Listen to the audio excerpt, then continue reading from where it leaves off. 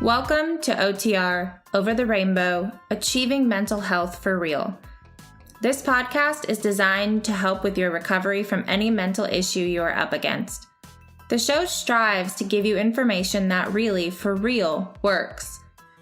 The podcast interviews real people that have recovered or are managing their mental health. We also talk to people that offer suggestions and coping mechanisms you may want to try.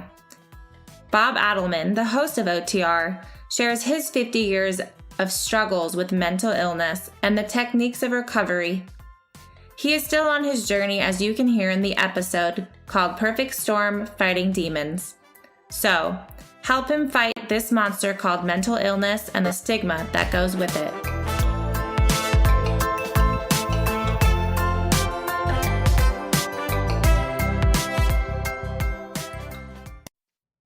Thank you, Amanda. Actually, that's my daughter, Amanda. She does a great job with the intro, so I don't have to kill my throat all the time. Welcome to the show today. We have an ADHD type of show. The woman that called me, I thought she was a lot older, turned out to be 17 years old in high school. But she's really intelligent, and she has similar problems that I do. So anyone that is interested in ADHD, keep tuned in. Otherwise, I'll see you guys next show, which should be soon. I got one ready for next week. I've been away longer than I wanted to, but I'm back now. And so I didn't realize she was 17. And so here is the interview. It's very interesting. Hello, Vivian. How are you? Welcome to the show.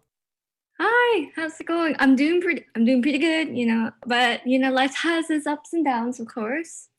But yeah, I'm really glad to be on this podcast. Oh, we're glad to have you. And could you just tell the listener a little bit about yourself? For sure. So hi everyone, I'm Vivian. So currently I'm in grade 11 and I'm currently the founder of Student Seas. So it's kind of a nonprofit. We recently rebranded to kind of help students navigate the seas of adulting towards their personal development, to kind of bridge the gap between what school doesn't provide with life skills and such to kind of where students are. Since I also personally felt that as well. And I also really like public speaking. So I've been doing a lot of public speaking here and there. And it all started with a Facebook post with a TEDx talk. And I was like, hey, you know what, we might as well try it out.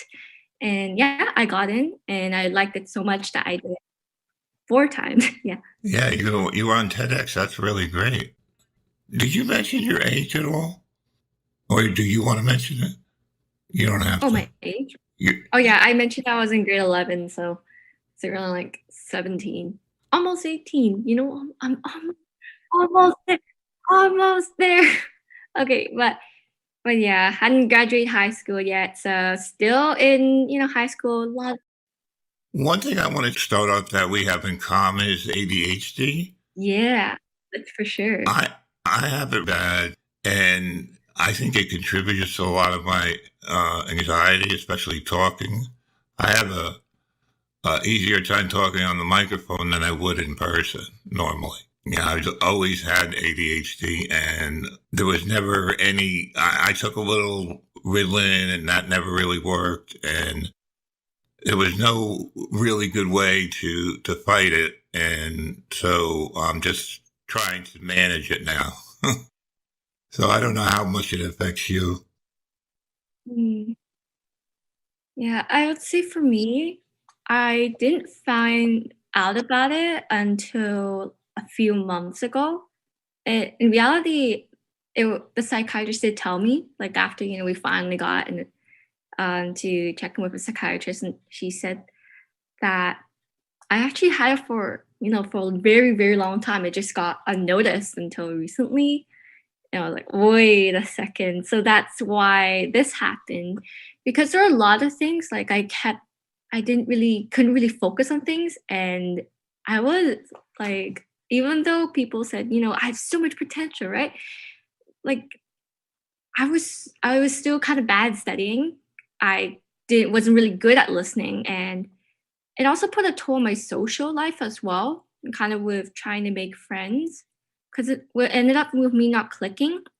And because I'm trying to pay attention, but like they just think I'm rude because I don't know when to focus. Exactly. I mean, that's exactly what I always say. I don't know when to start talking and when not to. It's amazing that you were able to do, or able to do the things that you do, because I just went into IT, which was mostly not that much talking. Later on, it got more, but yeah, I'm very interested in how you handle your ADHD. And do you have any kind of like a performance anxiety type of issue with it, or? Yeah, I would say with kind of ADHD, along with it came anxiety and depression. Right. Kind of as a result, because I tend to overthink a lot. Right. When your mind goes on all the time, you start to suddenly think so much. Sometimes it's good, it has its strengths, but other times it causes you to worry a lot more. And also that caused me to be very insecure about myself in the past, because I thought that everyone hated me. I think I wasn't good enough, Right. and I'd never be able to succeed. Like I always have to be defined by others. But well, we're just like twins almost. I know exactly where you're coming from. But I guess for speaking, because like usually you stage fright. I still have stage fright. I'm being really honest. I still have stage fright, but what really drives me is kind of what I like about public speaking and, just helping others and kind of sharing stories. Because I do like kind of, sharing advice and kind of sharing a story to help others as well, by giving resources and giving advice. Right. Because not only you're, building yourself up, but you're also building other people up. Right. And I would say with that was also kind of the main reason why I decided to start getting involved by volunteering in the community. I kind of went to mini hyper-focus aspect of, really getting involved, really, pushing myself like beyond. And yeah, I would say I wouldn't have become the person I am today, like without my ADHD. Yeah. Like at first I thought, like ADHD is all bad, right? Because, a lot of people tend to think sometimes, having a mental disorder is always bad. Right. Like the ADHD with autism and such. You also have, by any chance, I'm sorry, I'm interrupting. Do you have any kind of form of dyslexia? No, I don't. See, I have that too, and so the combination is deadly. But go ahead. Oh, I see. Gotcha. But I would say, like, I don't know how to say, but there can be their strengths, like with personality aspects wise, like, and also kind of hyper focus, I would say, for ADHD. Yeah. Like even though we can have trouble controlling when we focus, it's not that we can't focus at all. It's just, having trouble knowing when to focus. We focus on what our brain tells us to focus on at that time. And I do a lot of hyper focusing, especially when I used to program. But what happens is the 7 hours will be like 7 minutes. Yeah, it's a weird time thing that when I hyper focus, time just goes by like crazy. So I don't know if you experienced that. I also experienced that too. It's like, hey, it's dinner time already. Like a few minutes went by so fast. And other times it's like, why can't I get into, the zone? And, once you finally can get into the zone, that's when you get interrupted and it can get really frustrating. Right. But see, sometimes hyperfocus can be something magical, especially when you're passionate about something. That's when you could really go into and dive into what you're really good at, what you really love, and you really thrive in it. But yeah, I just want to also put that out there. Just make sure to also set some alarms to take some breaks. Yeah. Because it can be really hard for you internally to kind of say, hey, it's time to go drink water or it's time to go eat. Yeah, exactly. So, yeah. I mean, I do exactly that. I forget to eat, and it's just I found it to be a nuisance, and it gets a little bit worse, I think, with age. I'm 62, and I find it being a little bit worse as far as trying to pay attention to people and things. But I experienced the same thing. I had some friends who were just friends, but they did a lot of picking on me because I would make stupid mistakes, and so they would pick on me. And then growing up in a family of 6 loud people, I never got a word in edgewise, and I developed some kind of speaking disorder in a sense, because I'm always afraid that somebody's going to interrupt me, because that's what they used to do. I would say something, and I didn't have the colorful words or whatever, I don't know, but they would just cut me right off. So I experienced a lot of situations where I got cut off while I was trying to say something, and that just sort of, like a dog that's been beat too much, that kind of just got to me and affected my self-esteem. And I never really figured it out until now. I always thought that I was just kind of just a weirdo. And I couldn't figure out why. And now I think I have it pretty much all figured out. And I think the ADHD is so underrated as a problem. I think it's a much bigger problem than it gets, than it, like, if I talk to a lot of people, they'll all tell me they had ADD when they were younger. Almost everybody that I mention it to. And that kind of, to me, that kind of just, makes it a little bit, okay, it's not a big deal, but it's a very big deal, I think. But you found a positive way to express it, which is great. Thank you. And I also want to say to you that, like, I want to say that I'm really glad that you found, the reason kind of why. And I also want to say I can totally understand how bad it can feel that if, someone's going to cut you off, right? You're not going to be heard or no one really listens to you. And yeah, it really, I'll say really sucks because it feels like, you're kind of trapped in this bubble. I feel invisible. I'm a very tall person. I'm 6'7", but it's like I can just disappear sometimes because people aren't paying attention to me. Like if I'm at a bar with somebody else, let's say, and a third person comes in, I'm kind of out of the conversation at that point. So I experience, like, if there's 3 people, I always get left out. If there's more than a one-on-one, I feel I get left out a lot because I don't know when to talk, and somebody else will get in before me all the time. Do you experience that? I actually did experience a lot of loneliness because I never really had, okay, it sounds really sad, but I never really had a good friendship for a long time. And I always thought, it was all my fault, because I'm, I'm a bad friend. All of this in common was because, is it because of me? Right. And it was because I got left out because one time because another friend group kept speaking another language and I was the only person who couldn't understand it. And for another time, I lost my whole friend group in 2 years ago because they thought that I was just using them for grades and that, I couldn't really connect with them. I was like, and they say like, it's all your fault, like you're like this.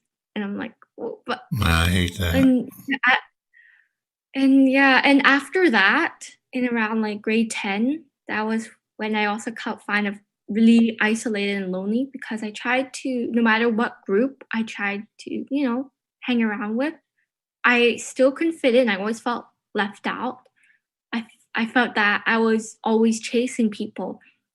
And I kind of decided to see, like, just to take a couple months off and stop, kind of, and see if they would reach out to me, the friends I had. And no one reached out. Wow. That's terrible. And yeah, that was sad. Yeah. And I think one reason now that I look back, it might have been because I didn't really know how to connect with them. Like, I had trouble with, trying to socialize as well. And I think they also might have felt a gap as well too, because, and yeah, my teachers did notice that too. Like, when they pointed it out, they said that, yeah, you're academically successful and, you do a lot of good stuff out in the community, but because of that, you might have a hard time connecting with people. And I guess over that time, I also kind of had to face the hard truth that, like, right now in high school, there's no one really that I can fit into. So what I did instead was like, yeah, there's no one in school. And I used to be really sad about it. Yeah, I can imagine. It's very lonely. Well, that's what I do now. I'm pretty much a hermit here. I have a couple of friends that won't try to always put me down, because when I grew up, I had friends that would put me down a lot. And I played sports with them, which was good. So my childhood was pretty good. It's not until later on that I developed OCD and all these other issues. And looking back at it, I don't know how I made it through, because I would get adrenaline rushes at work. So when I had the adrenaline rushes, then I did really good. So I get really nervous beforehand. And then when it comes to the actual event, there's no problem. I'm calm. I'm very calm. So it's just, that's the way that this disease works. And I'd like to get the message out that, it's not really our fault that we're obnoxious sometimes. Yeah, I don't know. But that's great that I found a kindred spirit. Yeah, and I'm great that, you also move forward as well, because friends that put you down or just kind of only come to you when they need something are not friends at all. Right. They're not friends at all. No matter how nice they can be to you, they are not friends at all if, they aren't genuine to you. And, if they don't take the initiative, to also reach out to you as well. It's a two-way relationship. It can't just be one way. Right. And, that's what would happen. I'd get along one-on-one with them very well. And then inside a group, like, people tend to become different also. I had, I thought a best friend, but I realized that once there was a third or fourth person, he became different. He became more bossy, and he didn't seem to like me anymore and ignored me a little bit. Like, have you ever heard that song "Complicated" by Avril Lavigne? This girl who had a boyfriend who would be nice to her, but then when they got in the group with his friends, he would be a real jerk. So, that type of thing happens. So tell us more about the project that you have. I founded my own nonprofit. It was back in 2019, and now we kind of recently rebranded just to help other students and kind of with adulting, so kind of growing up as well. Because I know that, becoming an adult and, once you graduate high school, there's a big learning curve. And I feel that school does not prepare students for that. And my classmates also agreed on that as well. So I gotta say, okay, there's a problem. might as well, solve it. So that was kind of how it was born. I still have a little bit of, let's say this, insecurity about failing my team, as a leader and as a founder. But I'm glad that, my team is really supportive and there are people that are there that I can rely on. I would say other than that, I'm not. Other than that, I also do volunteer at other nonprofits. So one of them is called the Global Spotlight. So they help youth around the world, regardless of their background or identity, to help take action within their communities, and also leaders as well. So they help others with education, also providing educational resources regardless of their background and identity. And I've also been recently discovering like a couple of other organizations and YouTube channels. You're so busy. I don't know how you get all this energy, because ADHD takes everything out of me, and I do also have bad anxiety, and I had 2 bouts that basically put me into the hospital of severe anxiety, depression. So I was going to try to ask you about how are you handling. You mentioned you had depression and anxiety. Is it really bad, or is it? How would you say? How would you Yeah. Yeah, like how do I say it? Okay, I'll say trying to break it down to parts. So I guess first one, how do I kind of manage everything? I did find out eventually over time that I do draw energy from kind of working by myself and with other people. So that was, and also just keep on reminding myself like why I like to do this, because like if you don't know why you like this or why you're doing it, eventually you'll run out of fuel or juice to kind of. Yeah, I can't go more than 8 hours, or forget it. I mean, I can't work hard for that long a time unless I'm really, like you said, maybe because I've never been into my job. I'm retired now, so I'm into this podcasting and I enjoy it. But it still does take a little bit out of me, though. But it sounds like you have a lot of energy, which is great. Yeah, speaking of drinks, I saw out on your one of the websites that you create a special drink, a bubble tea of some type. What is that about? Okay, so I'll kind of start off with how I kind of started with that. Like I always liked bubble tea. Bubble tea is a really great drink. Has tons of different possibilities, tons of different combinations, aka kind of create your unique combination of drink, quote unquote, to represent you, unique drink. And I kind of discovered that like when I was experiencing like ADHD, anxiety, and depression, because I've kept wondering if, is life really worth living or not? Because, there's so many bad Mm, things happening. I'm worrying about so much. I don't know if I'm going to be successful in the future. And everything felt really overwhelming. And yeah, I would say I got kind of some advice from my parents, my uncle, and also some people that I went and asked some questions to in like some coffee chats, and they said, "Why don't you kind of just take some time, sit down, and really ask yourself, what are you good at? What do you want to be when you grow up? Like, what are your dreams? What do you value? Like really big questions." And that was when I kind of started thinking and digging deeper. At first, it was really hard because I realized that I might have been following what other people wanted me to be.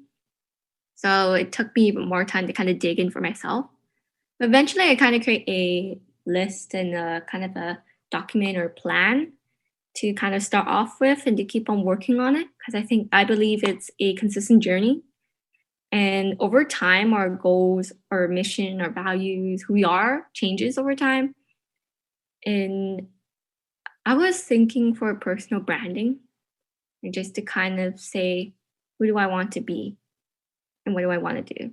Like, yeah, I want to help people, but let's narrow it down. Say, what can I combine it with? What do I want to be known for? So that was also with career development as well, when I attended a career development workshop. And that was when it's like, okay, I like bubble tea. There's a lot of combination with bubble tea. You can create a unique combination. You can create unique yourself, because you yourself are unique.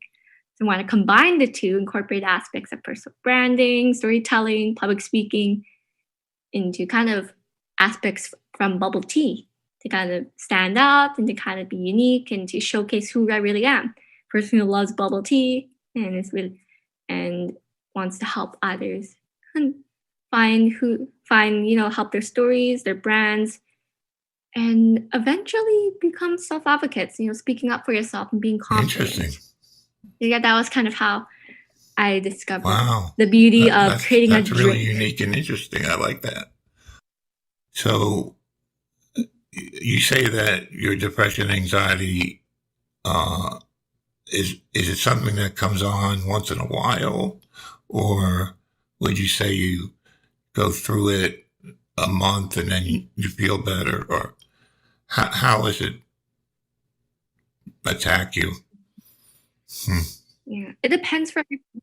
Oh yeah, it depends on every person. But for me, it's kind of something, it's always there in the back of your mind, and it likes to creep up on you out of nowhere. And I call it the demon. Yes, the demon. And when something little small thing happens, that's when, a small little opportunity for me to jump scare you and devour your entire thoughts and kind of snowball you down into that deep, dark hole. Right. Well, I did just recently a show called The Perfect Storm, Fighting Demons. And it's all about how, even though I've come through all this with, the medicines I had to take and everything, I still have that, voice. Yeah, the struggle. That demon. And it doesn't happen every day. It's just one day it'll be there and the next day it's gone. Mm-hmm. So I struggle with that on a daily basis, but overall, I'm pretty content. Much better than I used to be. Mm-hmm. I was a real basket case. So, mm-hmm. I don't know. But you've never had a major episode, right? I did have a lot of major episodes, actually. And oh, really? Yeah, it was actually when, that was when, I'm really glad I did reach out to get support. And just want a quick thing. Don't hesitate to ever reach out to get help. Oh, I do. Because you will never regret it. You'll never regret it. And for me, that was when I kind of reached out for help. And eventually I got help with not only counseling, but also kind of medicine to kind of help out with it. Yeah, I take a bunch of different medicines, and everything kind of helps one thing and then the other thing. Yeah. You got to keep switching them up a lot, and it's really a pain. But yeah, but I contributed a lot of it to what I inherited. Like my father, he was bipolar, but he wasn't diagnosed as bipolar. There was no official diagnosis. And my mother was very, very nervous all the time. She, for some reason, she was that type of person. And I think I got, both of those things. And it's unfortunate, but, everything happens for a reason. I hope to help people on this podcast. And, that's my goal right now. Now, I knew you were young, but I just didn't understand that. Maybe I wasn't listening at the time you said it, but um, I thought you were, college graduate, Oh, possibly. Yeah. oh, And, really? and so that's my mistake. You know, uh, you sound like you've done so many things and you do so many things. You sound like an entrepreneur. So Well, thank that was what I was assuming. you. But I'm just glad that I met you to validate, this connection of ADHD that we have. But so you're going to graduate next year? Yeah, next year, and yeah, I would say with school, it's I'll say yeah, there's like some support. So currently I did reach out, and yeah, I'm glad there's some support, but I feel that there's still like a mental health stigma in school, within the community. It really sucks. But I know we're getting there, but it still really sucks right now. It needs a lot of work. Yeah, I mean, that's the one thing I want to, from this show, just reduce a little bit of the stigma that's out there. You know, it's hard because people don't understand. They don't believe, a lot of people don't even believe ADHD is real. So, Oh yeah. we both have it in a very similar fashion. And I think the difference might have been just, the family I grew up in. You know, they also, I had a very abusive brother, and they also kind of put me down a lot. So it was a lot of self-loathing, and it's unfortunate, but I'm trying to make it into a good thing now.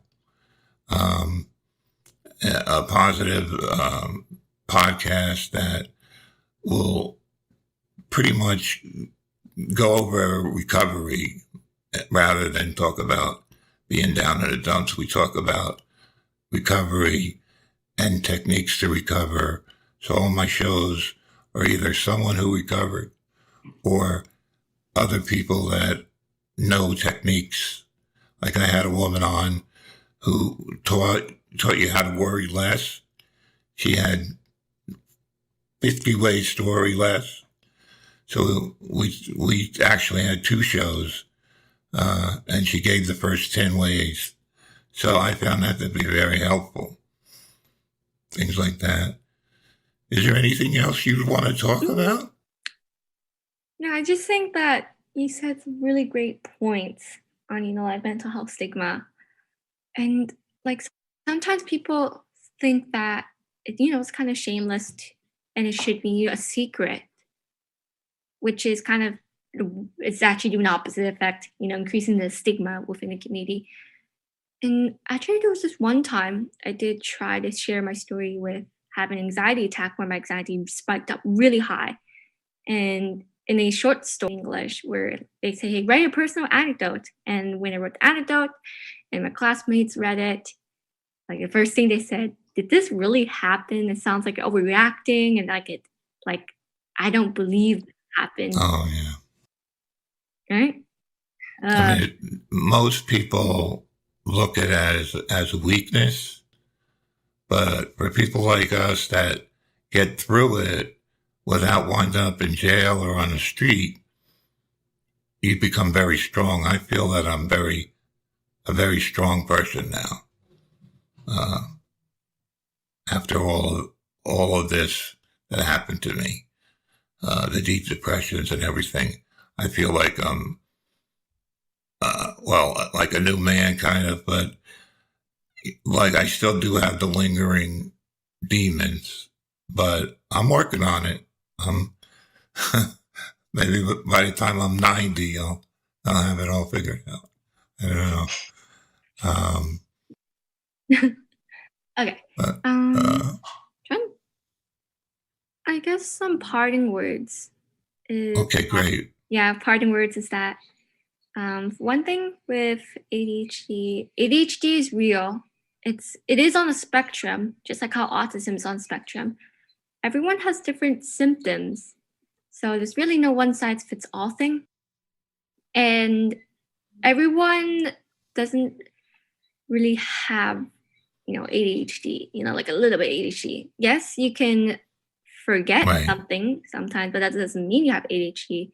It's like how you can worry about something, but you don't have an anxiety disorder. So it's a different experience. And ADHD affects more than just your attention, it affects your life. It affects, Amen. everything. Amen to that. Now, I don't want to be a pity pool type person, but it's a very misunderstood problem, and it's taken way too lightly. And, people don't believe you, and it hurts. So I could feel your pain on that.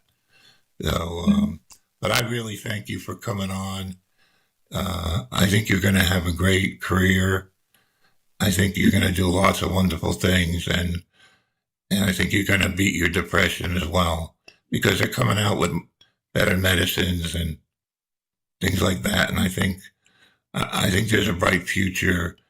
We just have to get the word out that, this is not a joke. It's not, some little thing that you had when you're in school. It's a big problem.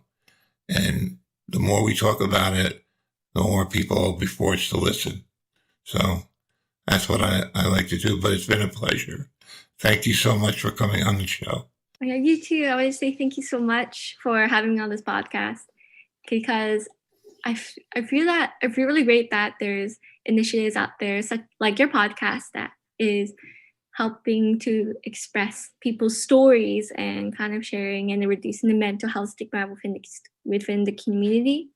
And I want to say that you've come so far, and I know for sure you're gonna go even further with your journey and impact more people. Okay, thank you so much. Take care. Take care. Okay, that was Vivian XYZ Tan, T-A-N. And she was a very bright girl. I feel sorry, that she has very few friends. It's a condition that is definitely misunderstood. A lot of people probably have it. They record 4%, but I think it's bigger. Probably a lot of listeners to this show have it, because I had several ADHD shows. So I'm not going to stick on ADHD the whole time, but when I get somebody that I interview for their problem, and she just happened to have it. And it's almost identical to what I have. And what I have, my kids don't even believe it's real. So it's very hard on me, and it's always been hard. And I've always been resilient, but lately I'm losing patience, because I'm not going to take it anymore where people tell me that I don't have it, or, it's just a baby problem, a second grade problem.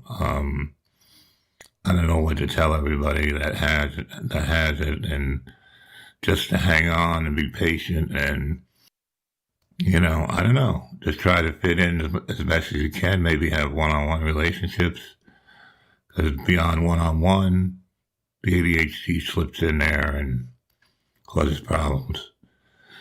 Okay, so everybody knows my email, overtherainbowbob@gmail.com, and I have a Twitter site at overtherain1bow, and I'll put out my two sites, Facebook and Instagram. But if you want to search OTR, which stands for Over the Rainbow, Achieving Mental Health for Real, search that, and you'll get there for Instagram and Facebook. All right, that's the end of the show. The next one will be soon. Then we'll be talking about a different subject. Take care, everybody.